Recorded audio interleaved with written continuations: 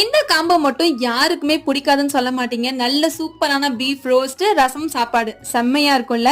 இந்த beef roast இன்னைக்கு நான் எப்படி பண்ணேன்னு காமிச்சிருக்கேன்.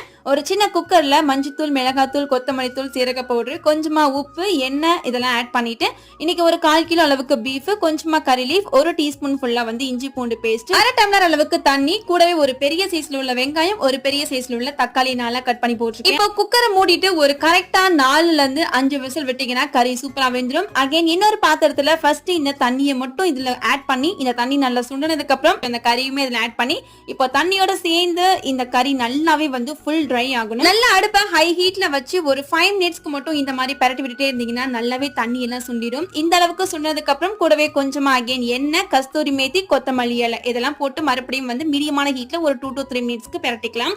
அவ்வளவுதாங்க. நான் முன்னாடியே சொன்ன மாதிரி நல்ல சுட சுட உள்ள ரச சாப்பாடு கூட சாப்பிட்டா அவ்வளோ டேஸ்டா இருக்கும். ட்ரை பண்ணுங்க.